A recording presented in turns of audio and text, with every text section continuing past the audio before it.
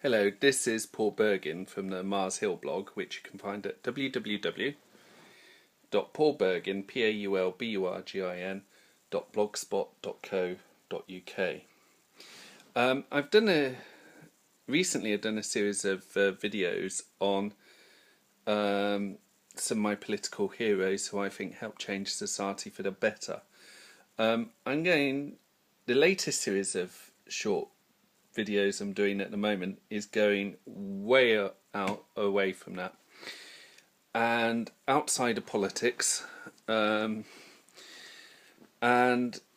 it's basically about the history of some of the more significant polar expeditions, North and South Poles, over the past nearly 200 years. And the first one I want to mention is perhaps one of the more famous ones, and wasn't a polar expedition itself, but it was an Arctic expedition, and perhaps one of the most famous, and that's the Franklin expedition. And it was basically to try and find the Northwest Passage. For centuries, people had tried to find a trading route going through via the Americas to Asia from Europe. And the Panama Canal had yet to be built, and they wanted to see if could find a route north, as opposed to going through the Magellan Straits at the bottom of Argentina and Chile as a route through to the Pacific. And over time, ships got caught, trapped. About most of what would turn out to be the Northwest route had been found, but not all of it. And the last expedition to try and find the Northwest Passage was the Franklin expedition, which ended in total tragedy.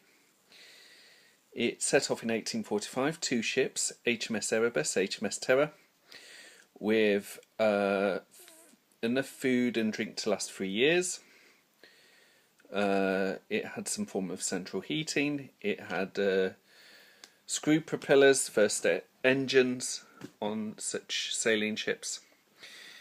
They had a daguerreotype daguerreotype camera.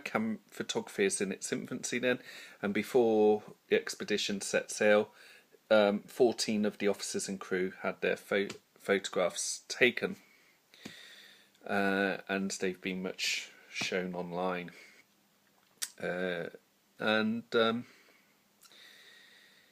They were last seen entering Lancaster Sound by some whaling ships in the late summer of 1845, and then nothing.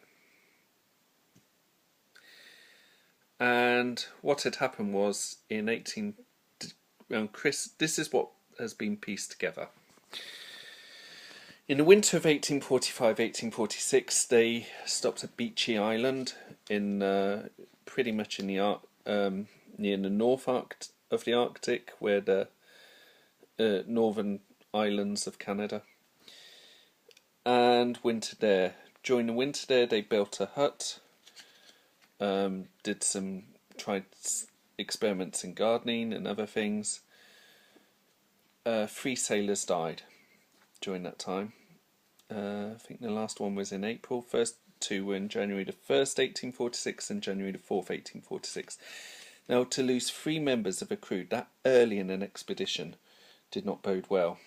There were toxology tests on the corpses in the 1980s, and the evidence that they were on Beechey Island being discovered in 1850 in the 3 graves. And they dug up those 3 graves in the 1980s, did tests and autopsy, and they found one of them probably died of pneumonia, but there was significant lead content in all 3. But that may not have been an indicator as to their deaths. They also left a huge mountain of tins of canned food, which would have had high lead content. But there was no cairn and no message to say where they'd be next, which was standard Royal Navy procedure that they had to do that. It may have been that the cairn of cans would have been where they would have planned to have left such a message, but that's all speculation. Peel Sound, just not far from there, is frozen most years at that time, but that summer of 1846 it was open, and they went down there. It then remained frozen again for a number of years. So, and again, no indication as to where they planned to go. And they got to the bottom of Peel Sound and nearly turned around just north of King William Island, in an area that hadn't really been discovered before, or part of which hadn't been discovered before, and they got trapped in the ice. Winter of 1846, early spring 1847. One of them leaves a cairn on the edge of King William Island, led by Lieutenant Gore, saying where they've been, expeditions left it, all well.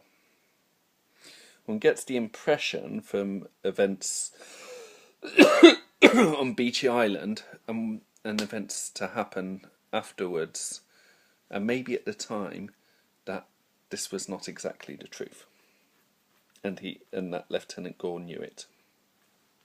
And Franklin died 2 weeks later. Whether it's after an illness or suddenly, we do not know. No evidence was given. They were frozen in again throughout the winter of 1847 into 1848. Supplies would have been dwindling by the late spring, and it was clear that they were in real trouble. They had lost about a total of 24 men, 9 officers and 15 men. And hang on.